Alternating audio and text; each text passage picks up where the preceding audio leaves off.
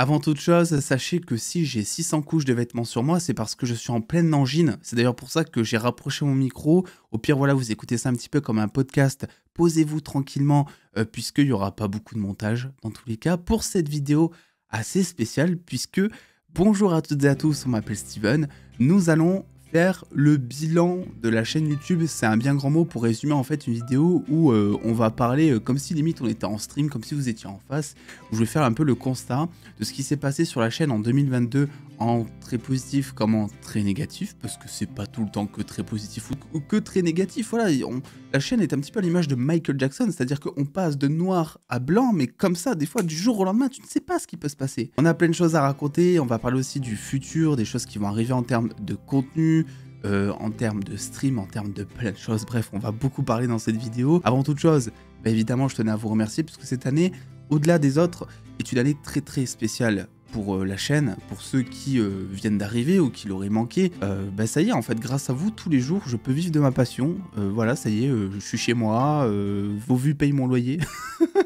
C'est con de dire ça, c'est peut-être réducteur, je sais pas si ça vous fait plaisir, j'espère, parce que sachez que pour moi c'est le plus important, c'est vraiment de pouvoir kiffer tous les jours. Alors après tous les jours, ne croyez pas tout ce que vous disent les youtubeurs les gars, quand un youtubeur vous dit je kiffe tous les jours, c'est absolument pas vrai, c'est juste qu'il s'interdit de dire qu'il y a des jours où il kiffe pas, mais en vrai de vrai les gars, vous croyez vraiment que quand je me lève, que je sais qu'il y a un épisode de She-Hulk à regarder, et que je sais derrière que je vais passer je sais pas, 2 heures à préparer la vidéo ou un délire comme ça, vous croyez vraiment que je suis dans le kiff le plus total? Pas du tout. Après, on trouve un moyen de se faire kiffer sur le tournage où on la joue en mode hyper sarcastique. D'ailleurs, je suis assez content de vos retours là-dessus, parce qu'on a trouvé le moyen de s'amuser, même devant des épisodes que j'ai trouvé pour le coup détestables. Et d'ailleurs, à force de parler de She-Hulk dans ce sens, la série est presque devenue attachante, où maintenant je la vois un petit peu comme mon doudou réconfortant, alors que c'est vraiment éclaté au sol.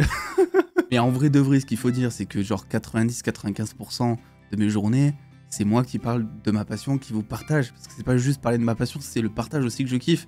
Et bah franchement, c'est une chance, c'est incroyable. J'espère que ça va durer.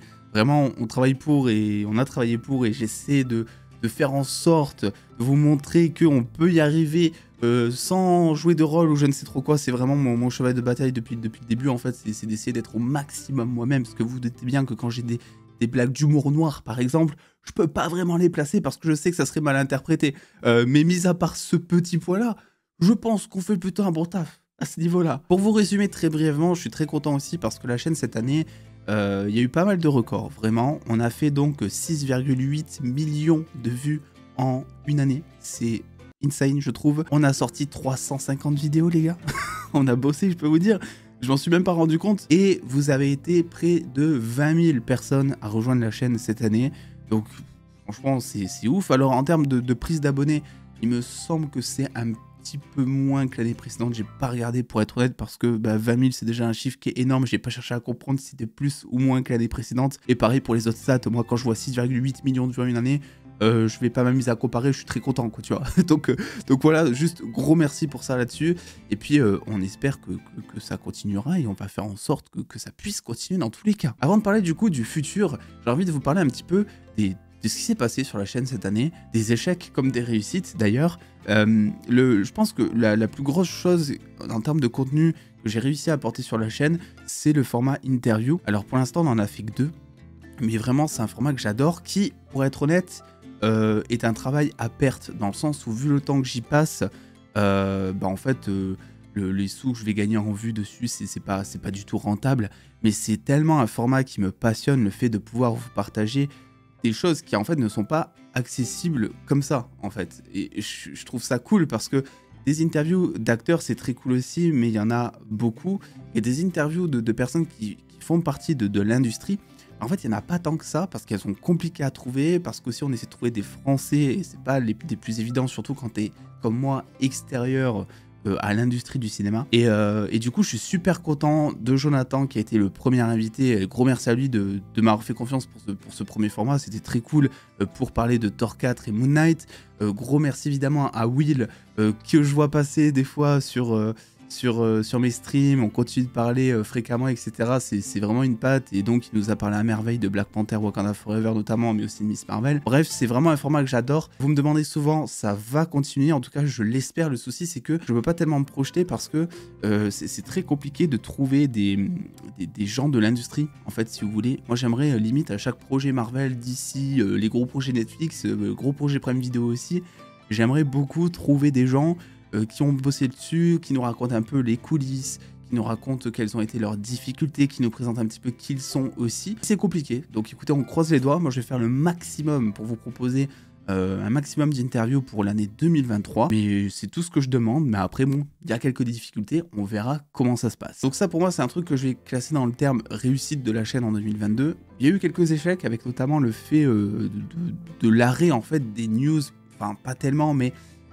pour ceux qui me suivaient début année 2022 il me semble, on avait essayé de lancer un format news, je crois qu'il s'appelait, je m'en rappelle déjà plus, le décryptage. Au début c'était des vidéos, ensuite on a tenté de faire ça mais en live sur YouTube entre midi et 2, il me semble, 2 ou 3 fois par semaine. Donc là ça me prenait beaucoup trop de temps par rapport à mon planning, et j'arrêtais pas quoi, j'étais toujours dans le jus, et du matin au soir je faisais que ça en fait, et au bout d'un moment je pouvais plus, donc j'arrêtais. Donc je me suis dit bah tiens, si on faisait la même chose mais sur Twitch, ce qui est exactement la même chose, je ne sais pas pourquoi je me suis dit ça. Donc on a fait ça sur Twitch et c'était vraiment très très cool. Je pense que c'est le format que j'ai le plus apprécié, donc faire les décryptages en live sur Twitch où on revenait sur les news ciné, séries, Marvel, DC, etc.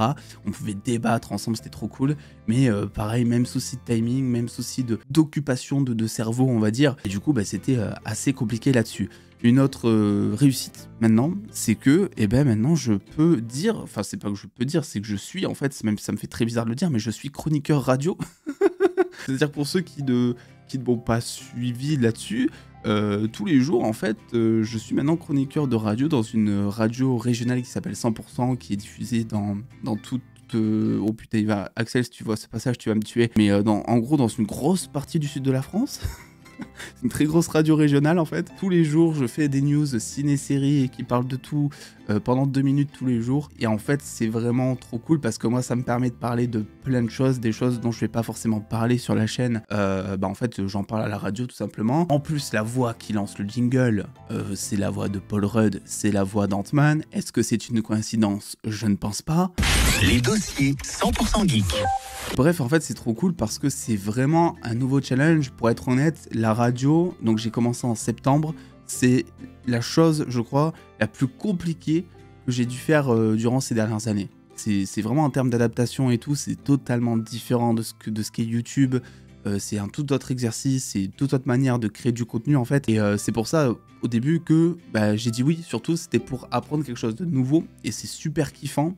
Vraiment, il y a une très bonne entente dans l'équipe, on dira. Bref, je vais pas vous raconter ma life, mais c'était juste pour vous dire que voilà, maintenant on fait des trucs un petit peu à droite à gauche, on crée du contenu de manière différente sur notre passion en général, et c'est vachement très cool. Ça permet de faire autre chose que du YouTube, parce que YouTube, on sort beaucoup de vidéos, et qui plus est, en fait c'est bien aussi financièrement parlant d'avoir autre chose à côté qui tombe que YouTube, parce que YouTube ça s'arrête du jour au lendemain. Déjà, bon, c'est sûr que ça va être terrible, et c'est pas la radio qui va me faire vivre à côté, mais quand bien même, ça fera un petit quelque chose, et donc tu penses aussi à ça à côté. Et moi, ça me permet de faire moins de vidéos YouTube, dans le sens où je vais plus m'écouter sur mes formats, sur mes sujets de vidéos. Cette année, vous avez pu voir des choses un peu différentes par rapport aux années précédentes. J'y reviendrai plus tard dans la vidéo, justement. Mais ça me permet de faire autre chose et de plus m'écouter, de faire des choses où je vais un peu moins penser, on va dire, à ce que veulent les gens. Et je vais un peu plus penser à moi. Alors, même les sujets où je pensais aux gens, ça me faisait kiffer. J'ai jamais fait, je crois, un seul sujet où je me suis dit... Oh putain, cette vidéo, je la fais que pour faire des vues. Très honnêtement, de mémoire en tout cas, je crois pas me rappeler que j'ai déjà sorti une vidéo en pensant juste aux vues. Ce que je veux dire, même She-Hulk en soi, en fait, je me sentais comme si j'avais le devoir de vous parler de la série parce que on suit Marvel tous les jours et que en fait, si je loupe une critique d'épisode, si je loupe une grosse news par exemple, je vais prendre l'exemple de la news comme quoi Hugh Jackman était dans Deadpool 3, en fait j'ai pas vu la news de suite et j'ai reçu des tas de MP pour me dire Steven, t'as vu, regarde, faut que t'en parles, on va voir tes réactions. C'est pareil en fait pour toutes les grosses news et en fait c'est même pas pour vous que je le fais, c'est juste que j'ai le devoir, en fait, si je le fais pas, je me sens mal, si vous voulez. J'ai l'impression de manquer à mon métier, si vous voulez. Donc voilà. Donc pour en revenir en termes de news, ce qu'on a fait, c'est que les news se sont pas arrêtées non plus. On a juste arrêté le format décryptage. Mais en fait, ce qu'on a fait, c'est que maintenant, nos vidéos, la plupart en tout cas, c'est des vidéos où on part sur une base news pour poser le contexte, pour vous dire voilà, Deadline a rapporté que, Variety a rapporté que. C'est un truc qui dure 2 minutes à raconter. Pendant 2 minutes, voilà, tu t'expliques ta news, comme ça tout le monde est au courant. Et ensuite, tu pars un peu plus dans la théorie, ou même, pourquoi pas, croiser la news officielle avec d'autres rumeurs pour théoriser. C'est vraiment ce que je kiffe le plus faire sur la chaîne, en fait, c'est essayer de dénicher le vrai du faux, de savoir ce qu'il va se passer plus tard. C'est vraiment ça que je kiffe, parce qu'en fait je me dis, la news en fait, bah, tout le monde peut la voir, tu vois. La news en fait, tu vas sur Twitter, tu vas sur d'autres chaînes, tu es au courant tôt ou tard de ce qui arrive, de ce qui va arriver, c'est sûr et certain, tu finis par tomber dessus. La rumeur, la théorie, c'est autre chose, parce qu'il y a tellement de rumeurs, il y a tellement de théories plausibles, que ça peut être compliqué par moments de s'y retrouver. J'essaie qu'on navigue ensemble parmi toutes ces rumeurs pour essayer de trouver en tout cas une part de vérité. Et c'est vraiment ce que je kiffe faire, quoi. Cette année aussi, j'ai eu un gros manque de DC. Probablement aussi, je pense que ça y a joué parce qu'en fait, Marvel, bah, au bout d'un moment, ça m'a saoulé. Je vais vous le dire, et je crois que je vous l'ai déjà dit de toute façon, et je pense que c'est comme ça pour beaucoup, hein. C'est que, en fait, Marvel, moi, j'ai pas aimé Moon Knight, j'ai pas aimé Thor 4, j'ai pas aimé She-Hulk. Et en fait, au moment où She-Hulk s'est terminé, c'est là où ça m'a mis à terre, quoi. J'avais l'impression que maintenant, tous les projets que faisait Marvel, il est défoncé derrière. C'est pour ça que j'ai aussi un peu de mal maintenant à me hyper pour les prochains projets. C'est que il y a des choses qui me hype, mais derrière, j'ai toujours cette petite voix qui me dit, bah, en fait, ils vont peut-être défoncer la série. Ou ils vont peut-être défoncer le film. Ça va un peu mieux, heureusement, mais c'était compliqué à un moment, et c'est pour ça qu'on a parlé beaucoup plus de DC. Et le souci avec DC, c'est que, bah, en fait, il n'y a pas de DC, quoi. Et c'est un petit peu le problème, c'est que quand tu vas en parler, mais qu'il n'y a rien, mais tu te retrouves un peu coincé. Donc on a essayé, c'est là où je suis un petit peu sorti de ma zone de confort, je pense. C'est que ce que je faisais jusque-là avec DC, c'est qu'en fait, c'est plus ou moins la même chose avec Marvel, sauf que bon, Marvel, vu que tu as plus de projets, tu peux théoriser, en fait. Là, DC, tu peux même pas théoriser. Ce que je faisais avec DC, c'est que j'attendais que les projets sortent, ou j'attendais que les news officielles sortent, pour parler, pour théoriser.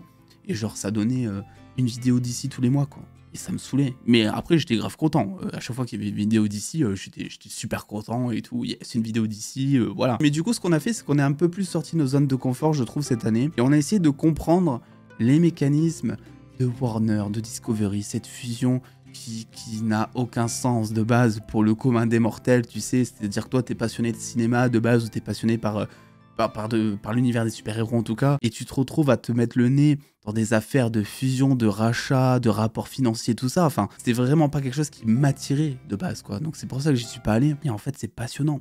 Mais vraiment, les gars, c'est-à-dire que essayer de comprendre l'industrie du cinéma, comment elle fonctionne, en plus, ça t'apporte tellement de réponses théoriques pour des théories, justement. C'est-à-dire que je vais vous donner un exemple typique qui va vous parler direct. En fait, pour Endgame, on avait tous théorisé que c'était soit Iron Man, soit Captain America qui pouvaient crever dans le film. Pourquoi? Parce qu'on savait derrière que Robert Downey Jr. et Chris Evans, il leur restait un contrat. C'était leur dernier contrat chez Marvel. Et donc on se demandait lequel des deux allait mourir. Vous voyez? C'est là où, quand tu connais un petit peu l'industrie, même si là, bon, c'est très gros, les contrats, on en avait beaucoup entendu parler, c'était hyper démocratisé. Mais quand tu comprends un petit peu l'industrie du projet, en fait, tu arrives, je trouve, derrière, à dégager un chemin qui va être beaucoup plus lisible pour la suite si tu as quelques indices en plus. Bon, le problème avec DC, c'est que les indices, on n'en a pas tellement en ce moment. En tout cas, bon, je pense qu'il faut depuis... James Gunn, il a leak tous les plans du studio, c'est incroyable tout ça, j'ai fait plein de vidéos, je ne sais pas. On essaie, et vraiment, je kiffe. Je vous le dis, je kiffe parler de DC, parce que déjà, c'est un univers que j'adore, et en plus, c'est un univers qui est compliqué à suivre. Donc c'est challengeant, quelque part. Je pense que ce ras-le-bol de Marvel par rapport à DC, bah, en fait, vous aussi, vous l'avez, parce que moi, j'ai remarqué que mes vidéos Marvel faisaient des fois, en ce moment en tout cas, de moins en moins de vues. Sauf si t'as un énorme projet porteur, du genre trailer de Ant-Man 3, ou c'est un truc que t'attends beaucoup, et là, les gens vont regarder. Mais sinon, si tu théorises comme je faisais avant, de manière totalement... Je viens de roter, hein. Je viens de roter en toutes circonstances. Voilà, on est là, on parle, on est en toute transparence, les gars. Écoutez, je vous l'ai dit. Donc, si je sortais des vidéos un peu plus lambda où je théorisais, ben, ça faisait moins de vues. Et j'ai même des vidéos d'ici qui ont fait plus de vues que Marvel. Vraiment, ça arrivait, mais 3 fois dans l'histoire de la chaîne en quasiment, putain, 4 ans bientôt, quoi. Donc, après, en termes de rythme de vidéo, j'ai plus aucun rythme. C'est-à-dire qu'avant, j'essayais de faire une vidéo par jour, on va dire, et j'ai essayé de me le dégager le week-end. Maintenant, en fait, je m'écoute totalement, dans le sens où si il y a 2 news incroyables qui sortent dans la journée, je vous sors 2 vidéos, quitte à ce que je passe toute la journée à bosser, c'est pas grave, parce que c'est des trucs qui sont trop cool, et j'ai envie de théoriser, ou j'ai envie d'en parler direct. Et des fois, il y a des journées où il n'y a pas de vidéo du tout, parce que je me dis, bon, Steven, hier, t'as sorti 3 vidéos, est-ce que ça vaut vraiment le coup de sortir une vidéo théorie maintenant, sachant que peut-être que beaucoup de personnes n'ont pas déjà vu les 3 précédentes vidéos parce que elles ont une vie et qu'en fait, il y a beaucoup de créateurs de contenu et qu'en fait, il y a beaucoup de choses à regarder et qu'en fait, elles ont peut-être pas tout vu, quoi, tu vois. Tu fais chier, Steven, avec tes 3 vidéos, bordel. Donc du coup, je m'écoute et des fois, vous avez des vidéos le dimanche, des fois le samedi, voilà, là où avant, il n'y avait pas de vidéo le week-end, maintenant, il y en a un peu pour tous les goûts. Ce qui est sûr, c'est qu'on est toujours en productivité, c'est certain, parce qu'on fait de la news. Et quand tu fais de la news ne s'arrête jamais. Mais moi, c'est un truc là-dessus, ça me fait kiffer, bien que des fois, ce soit un peu fatigant, mais c'est ce côté aussi, au-delà du cinéma, de la création de contenu, c'est ce côté challengeant de tenir un rythme et d'essayer d'équilibrer ta vie personnelle avec ton contenu, en fait. Moi, je kiffe ça, même si des fois, t'as pas trop de vie personnelle, ça dépend des phases, mais ouais, c'est kiffant, quoi. Avant de passer donc à ce qui arrive sur la chaîne, j'ai envie de parler des goal achievements, ce que j'ai appelé sur ma petite fiche, et des échecs. Alors, j'ai commencé par les goal achievements, c'est toujours plus sympa de commencer par le positif, n'est-ce pas? Écoutez, on a tourné dans un cinéma, déjà. Ça, c'était un truc, moi, je voyais ça de loin en tant que spectateur, quand j'étais haut à peu près comme ça. En fait, je me disais, ok, ça a l'air trop cool, j'ai envie de faire ça. Genre, une salle de cinéma privatisée. C'est fou, quoi.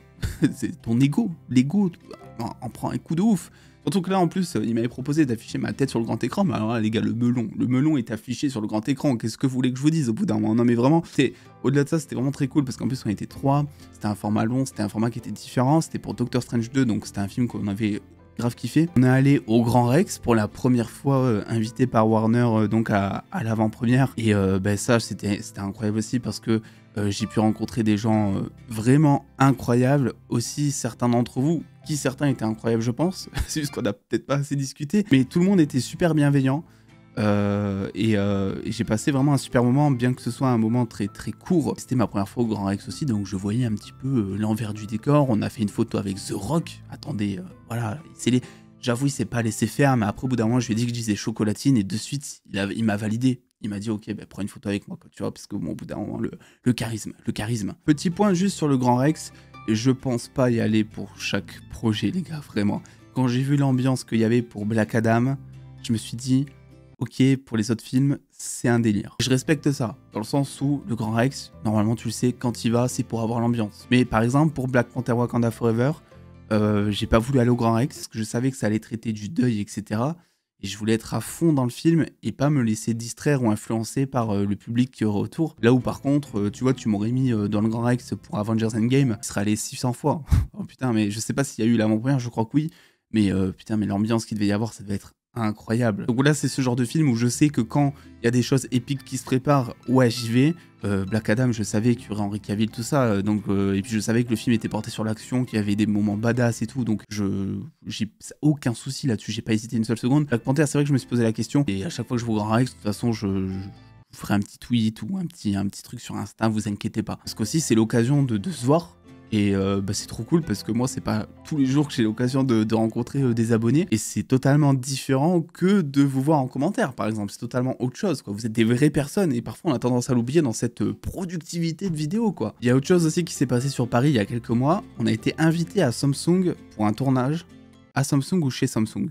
Débat en commentaire. Je crois que c'est chez Samsung. On a été invité donc sur le plateau de Samsung pour un live qui était bon, assez spécial, on va pas se le cacher. Mais le problème, c'est que quand tu reçois un mail de Samsung qui te propose un partenariat, tu ne peux pas refuser. C'est trop... On parlait d'ego tout à l'heure, mais déjà, c'est hyper gratifiant. Déjà, premièrement, c'est bien payé aussi. Deuxièmement, et puis c'est une expérience, tu vois, parce que moi j'ai jamais tourné en plateau, j'ai jamais tourné avec le petit micro là qui m'a mis, je sais même pas comment ça s'appelle. En plus c'est un mec qui me l'a mis, enfin moi j'étais choqué de tout à chaque fois là dans ce truc, j'étais choqué de tout ce qui se passait, quoi. C'est-à-dire que le mec il arrivait derrière moi, il m'a mis, c'est lui qui me mettait le micro, moi j'avais pas besoin, tu te fais chier tous les jours à installer tes lumières, tes trucs, non pas du tout. Là le mec il te dit juste de te lever, il te met le micro. C'était pour vous dire que c'était une expérience qui était incroyable. Vraiment, je m'en rappellerai toute ma vie, je pense, parce que c'était fou et c'était un super moment aussi passé à Paris à ce niveau-là. On a eu aussi l'évolution du setup, où là je vous redirige vers les vidéos FAQ et setup si vous voulez avoir plus d'infos sur le déménagement, sur le setup, etc. Mais le setup actuellement, bah, c'est... J'aurais même dans mes rêves, j'aurais jamais voulu avoir ça, quoi. C'est vraiment... Il n'y a que la caméra, vraiment, ça me saoule, ça fait vraiment 3 ans que je suis en train de me dire, il faut vraiment que j'achète une bonne caméra, parce que là, il y a du grain et tout. Si vous regardez la vidéo sur une télé, par exemple, vous allez voir que la qualité n'est pas non plus optimale. C'est très bien ce que j'ai, je m'en plains pas, puisque déjà, ça fait 3 ans que je suis avec ça presque. Mais c'est vrai que si je pouvais juste step up sur juste un réflexe, le plus basique possible, par exemple, bah, je serais content. Il manque plus que ça, et franchement, bah, les gars... qu'est-ce que vous voulez que je change de plus? Donc c'est le rêve à ce niveau-là. Et vous savez ce qu'est le rêve aussi? C'est la PS5, les gars. Putain, on l'a fait, on a une PS5. Donc ouais, je suis trop content parce que c'était pas donné. Et déjà, c'était pas donné. Et en plus, je l'ai prise au bon moment parce que j'aurais clairement pas pu la prendre ben là déjà, ou même, je pense, l'année prochaine. Donc je l'ai vraiment prise à la bonne fenêtre et donc je suis content parce que maintenant ça me permet de faire plein de choses dessus, donc voilà. On a aussi perdu un peu de poids, même si pas assez, puisque ça c'est un autre échec, c'est qu'on avait dit ouais je perdrais moins de 10 kilos à la fin de l'année 2022. Au final j'ose pas me peser actuellement, on était dans une bonne dynamique, j'ai jamais même été aussi mince qu'à un moment. Sauf que à côté il y a le stress qui s'est mis, il y a la radio, là c'était très cool la radio, enfin c'est très cool la radio, mais ça m'a énormément stressé parce que je voulais faire les choses bien, je voulais progresser. Enfin, il y a eu plein de stress qui s'est rajouté par-ci par-là, des petits trucs en fait, et ça a fait que moi quand je stresse, je grossis naturellement. Déjà, je mange pour compenser le stress, et même si je mange pas pour compenser le stress, mon corps grossit naturellement pour compenser le stress, je pense. C'est trop chiant. Et aussi un truc, mais trop cool, c'est que maintenant je commence à devoir me tailler le bouc, quoi, tu vois. C'est-à-dire que maintenant j'ai assez de barbe pour me dire, voilà, je me taille le bouc. Là, ce que vous voyez les gars, c'est taillé, hein. Attention, parce que sinon j'ai au moins... 5 mm en plus, quoi. Et ça, c'était pas le cas avant. Et il y a eu la chaîne secondaire où, bah là, j'ai fait n'importe quoi, dans le sens où la chaîne secondaire, j'ai essayé de la faire vivre, j'ai essayé de faire des choses, j'y suis pas arrivé, j'ai pas trouvé déjà ce qui me plaisait, j'ai pas trouvé le rythme, j'ai pas trouvé le temps, bref, j'ai pas trouvé la motive. Pour l'instant, la chaîne secondaire reste une chaîne... existante et non plus secondaire. De toute façon maintenant, contenu à venir dans cette vidéo qui commence un petit peu à être longue, mais bon, vous le savez, on est là pour parler. Déjà premièrement, et ça m'enchante alors vraiment pas de vous dire ça, mais en 2023 il y aura des shorts et des TikTok sur la chaîne. Je suis contraint de le faire, c'est le game. J'ai eu vent en plus qu'en 2023 YouTube allait mettre beaucoup plus l'accent sur les shorts que maintenant, donc c'est pour vous dire que bon, déjà on a tous l'impression que les shorts ils sont absolument partout sur YouTube, ils sont même beaucoup plus présents que les vidéos. Maintenant ils vont être beaucoup plus présents que ça, et en plus YouTube je pense va recommander beaucoup plus les chaînes qui ont des shorts et des vidéos, quoi, par exemple, que les chaînes sans shorts. Donc je vais devoir faire des shorts. Je réfléchis depuis quelques jours à un format parce que j'ai pas envie de faire de la news. Si je fais des shorts, c'est aussi pour proposer autre chose, pour me faire kiffer, parce que sinon ça n'a aucun intérêt. Donc je cherche toujours, j'ai pas trouvé, je cherche toujours un format short, un format TikTok. D'ailleurs, si vous voulez soutenir, même s'il n'y a pas encore de contenu, ça va arriver, mais le TikTok se trouve en description, je sais que beaucoup d'entre vous y sont. Et on va tenter, on va réfléchir là-dessus, il faut le faire, parce qu'en plus même, par exemple, les marques, vous savez que les placements de produits c'est vachement important pour vivre en tant que youtubeur, quoi. Au-delà de rouler en lambeau, bien sûr, voilà, c'est vrai qu'on roule pas mal en lambeau, quoi. C'est nécessaire les placements de produits, il y a de plus en plus de marques qui demandent un format TikTok pour des placements de produits, donc il va falloir s'y mettre, les gars. C'est le game, c'est comme la flèche rouge sur les miniatures. Voilà, c'est un truc que je voulais pas faire au départ et j'ai fini par la mettre parce que j'ai remarqué que ça faisait plus cliquer, malheureusement. Là je vais faire pareil, quoi. C'est-à-dire que je vais me forcer. J'ai résisté. On a résisté, les gars. Et il va falloir... Alors, les vidéos, ça change pas. Il y aura toujours le même rythme de vidéo et tout. C'est juste qu'il y aura le format TikTok en plus. Peut-être que certains seront contents, au final, parce que peut-être que certains aussi adorent les shorts et les TikTok et tout. Mais moi, en termes de création, en tout cas, c'est pas la chose la plus passionnante pour l'instant. Que ça peut évoluer, surtout si je trouve le bon format et tout. L'autre chose, c'est les jeux vidéo, les gars. Les jeux vidéo, c'est le truc où je vais mettre l'accent sur la chaîne. Alors, pas dans le sens où ça sera la priorité, parce que la priorité restera toujours ciné et séries, je pense, sur la chaîne. Mais il y aura beaucoup plus de jeux vidéo, dans le sens où déjà, je vous ai communiqué sur les réseaux sociaux ma liste de jeux vidéo qu'on fera en stream tous ensemble. On va faire les premières sorties, les Spider-Man PS5, les Wolverine, bon, en 2024, les Hogwarts Legacy, les Assassin's Creed, bref, vous avez tout peut-être au montage au moment où je le mets, la liste de jeux qu'on fera. Donc je vous invite vivement à me suivre sur Twitch parce qu'en fait là aussi c'est pareil, on met l'accent sur Twitch en 2023 quoi. Je pense qu'on va essayer même de streamer un peu plus, là où avant on était sur 2 streams par semaine, surtout en tout cas le week-end à partir de 15-16 heures. Je pense que je vais essayer de programmer un autre stream sûr et certain en semaine, parce qu'avant il y avait quand même des streams en semaine, mais c'était des streams un peu aléatoires, sauvages, qui n'étaient pas prévus. Je me disais ok bon j'ai le temps, je vais streamer. Là je vais essayer de m'organiser pour ajouter au moins un stream de sûr, peut-être le mercredi, je sais pas, pour qu'il y ait au moins 3 streams par semaine, parce que vu tous les jeux qu'on veut faire, il va falloir beaucoup plus jouer, et en fait à chaque fois que je joue, je stream en même temps. Donc ouais, on va faire beaucoup plus de jeux vidéo sur la chaîne, il y a des formats jeux vidéo qui vont arriver, pas que des critiques, il y aura aussi peut-être des news de jeux vidéo, des choses qui me hype. Ça sera pas le truc principal comme je l'ai dit, mais ça sera beaucoup plus présent, et ça va en fait dans l'idée des dossiers geek de base que j'ai créé, dans le sens où si j'ai choisi ce mot geek, je savais pas ce que je voulais faire encore au moment de créer la chaîne. Je savais pas si je voulais parler juste de Marvel, juste de ciné de série, si j'allais partir sur le jeu vidéo. Donc j'ai donné un mot large pour englober, et jusqu'à présent on n'avait pas réussi en fait à concilier le tout, parce que déjà j'avais pas de PS5 déjà, donc c'était un peu chiant pour jouer au dernier jeu, etc. Je me donnais pas non plus le temps de jouer. C'est en ça que streamer c'est hyper important pour moi, et c'est pour ça que Twitch c'est hyper important, c'est qu'en fait le fait de streamer, dans ma tête je me dis que je suis aussi en train de travailler, donc je culpabilise pas, parce que vraiment c'est horrible, le jeu vidéo c'est une de mes enfin c'est ma première passion d'ailleurs avant le ciné.